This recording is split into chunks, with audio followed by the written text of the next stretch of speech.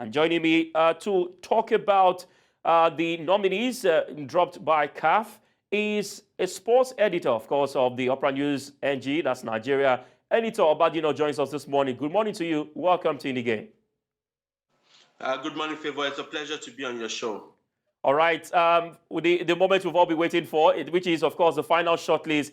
Lots of Nigerians anticipated Asisat Oshoala and Chiamaka Nadozie to be amongst the final nominee. But we also have some key players who might really give them a run for their money. We have Temi Gatlana. We also have, the winning squad of the South African team, 3 of them, and not forgetting the Moroccan ladies. What do you make of the final 10 women shortlist by CAF?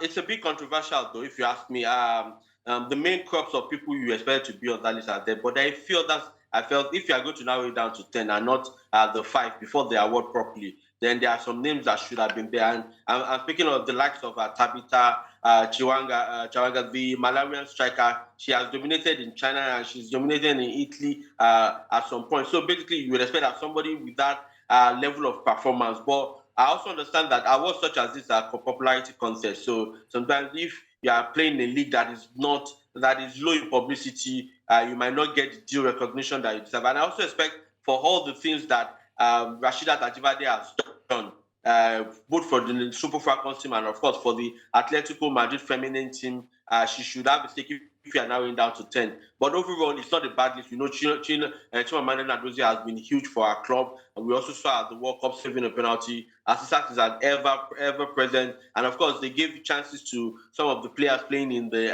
African leagues, the South African players, and of course, some members of the Moroccan team. Not entirely bad, but I felt some important names are missing. All right. Do you think it boils down to who advises CAF in terms of the nominees, or does CAF really look at what is happening with the women player when it comes to the African football, like what we have with the men's category, where it's easy to just know who should be among the final 10? You just mentioned Tabitha now, and you look at what other players have done for their club sides. For South Africa, aside winning the Nations Cup in South Africa, some of the players, when you look at what they've done by individual brilliance and how they've helped the team, it's not as much as what we have in the men's category when we see the nominees, being released. Yeah, like I said earlier, I was like popularity thing, basically, and this is not entirely on CAF. The process by which CAF arrives at this shortlist is based on voting. They have the technical committee, and of course, they have selected journalists all around Africa who vote for this player. So what they do is to create all the votes and then rank them based on number of votes gotten. And that's why I said it was a popularity thing. For people voting, the leagues they pay attention to, and of course, the leagues they pay attention to and how they rate each performances for each player, that sort of informs the kind of voting they do. And it can be surprising because I think the last edition they had, when I think Asisa won, there were questions about who voted for who, and we found that, okay, one of the Nigerian rep who voted on behalf of Nigeria did not even bother to vote for Asisa because, according to him, he doesn't feel she was the best as the number 1 out of Africa, despite the fact that she ended up winning. So you cannot read so much meaning into it in the sense that it comes down to the subjective minds. Although they will call it objective, but it comes down to the subjective mind of the voters who are saying, oh, this is the league I like the most, this is the player's performance I think deserves this. While others, basically, that is not on their radar as much as possible, might miss out in terms of getting voting opportunities. All right, what are the chances of Chiamaka Nadozie? We know when it comes to awards, both in Nigeria and Africa and in the world, it's most oftentimes difficult for goalkeepers to win. But Chiamaka Nadozie has been fantastic for the Nigerian squad. Yes, in Paris FC, she guided a team against Arsenal. But of course, she is in a better place at the moment in the Champions League, although not a good result against Chelsea. But what are the chances of Chiamaka Nadozie to win the Player of the Year, in the women's category? I think if you ask me now, this is my subjective opinion, because based on the metrics I am using, they are not universally though, but these are my own metrics. I think Chiamaka has done more than enough to earn that award. But of course, you have to consider what you have in the men's Ballon d'Or, where people raise versions. As long as somebody like Asisat is on that list, she has 90% chance of winning it. That's absolutely true. She's a goal scorer. She scored at the World Cup. She, even despite the limited number of games she had for her club last season, I think she was second or third highest goal scorer for her team. They got to the UEFA Champions League final and they won. So her popularity soars. Anywhere she goes, people know her. Players want to be like her. She's the model and the mentor. So this sort of, she's sort of the poster girl. Apart from Tembi Katlana, she's about the poster girl for African football. So when it comes down to voting, in such as long as Asisat is there, you want to give her. But on performance basis, in terms of consistency over time, the performance of Nadozie at the World Cup, our performance for Paris FC, sending out the biggest teams in Europe out of the Champions League qualifiers, Arsenal, the other German team. Those performances are top-notch. You don't get it every year, every season from a goalkeeper. So naturally, she should be two-time award winner, if you ask me. Win the goalkeeper of the year, and of course, win the African Football of the Year. But having Asisa and Tembi Katlana, two former winners in that list, who are possibly more popular than her, limits her chances. All right, well said. And let's go straight to the Young Player of the Year.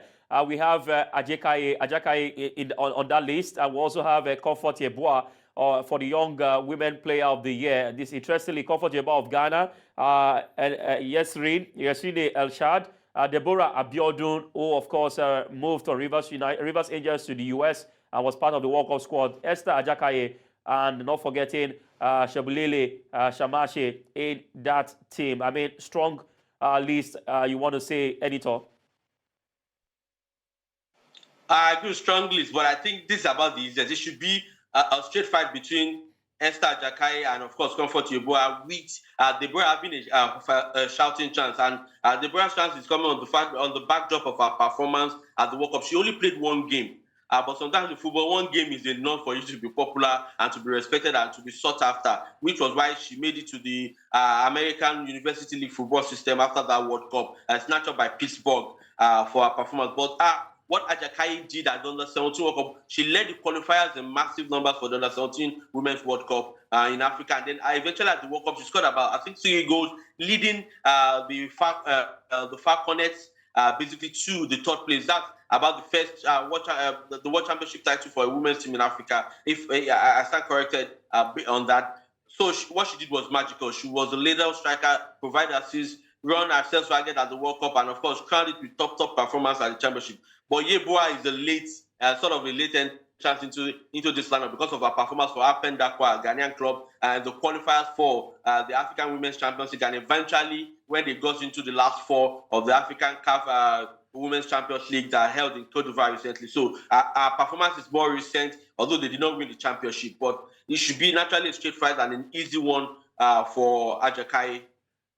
All right, Lana. Before we move away from this conversation, let's now quickly go straight to the Coach of the Year in the women's category. We have Super Falcons coach, the man Randy Waldrum. We also have the South African coach, Desiree Ellis, in that particular squad in terms of the coaches for the women's Coach of the Year. I mean, still a strong contender, of course, for the award.